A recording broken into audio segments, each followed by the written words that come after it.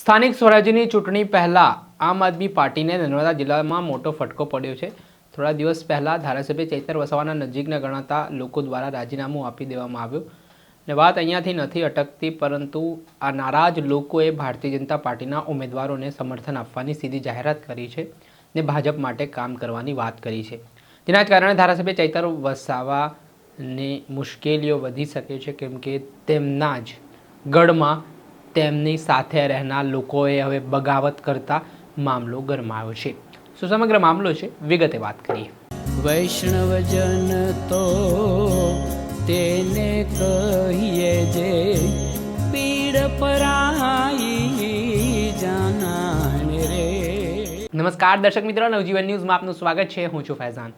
સ્થાનિક સ્વરાજ્યની ચૂંટણીને લઈને ટિકિટ વહેંચણી બાબતે ભાજપ, કોંગ્રેસ અને આમ આદમી પાર્ટીમાં જે ભડકાવ જોવા મળ્યા, આંતરિક નારાજગી, અસંતોષ જોવા મળ્યો અને રાજીનામાઓના દોર પણ જોયા, ત્યારે વાત નર્મદા જિલ્લાની હતી। ધારાસભ્ય ચૈતર વસાવા હાલ તેમના ઉમેદવારો માટે પ્રચાર પ્રસાર કરી રહ્યા છે, પરંતુ ધારાસભ્યની સાથે ફરનારા લોકો હવે બગાવત કરતા જોવા મળી રહ્યા છે।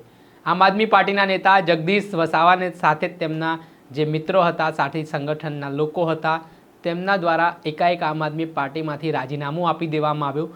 ત્યારબાદ હવે ચૈતર વસાવાની મુશ્કેલી વધે તે પ્રકારની વાત કરવામાં આવી, પડકાર ઊભા થાય તે પ્રકારની વાત કરવામાં આવીને વાત છે કે ભારતીય જનતા પાર્ટીના ઉમેદવારોને આ જે નારાજ લોકો હતા, જેમણે આમ આદમી પાર્ટીથી રાજીનામું આપ્યું, તેમણે સમર્થનની જાહેરાત કરી છે।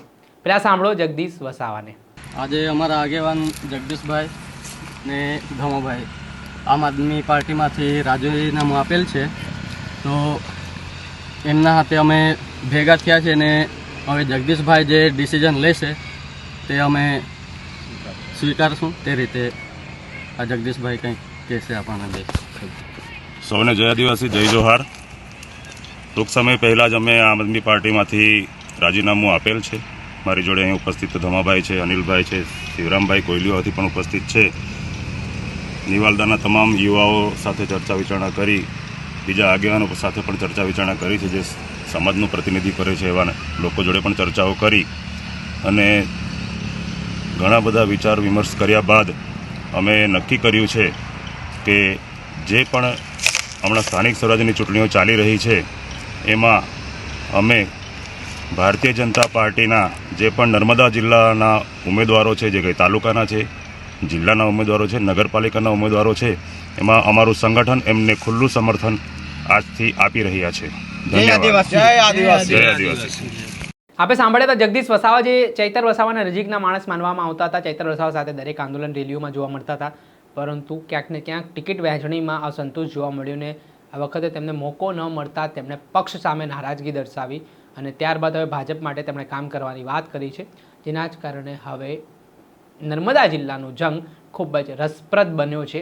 જોવાનું રહ્યું કે આગામી 26 એપ્રિલે ગુજરાતની જનતા, નર્મદાની જનતા કોના પર જીતનો કળશ ઢોળે છે, કોને જીતાડે છે। દર્શક મિત્રો, આવા જ વિડીયો જોવા માટે નવજીવન ન્યૂઝ જોતા રહો।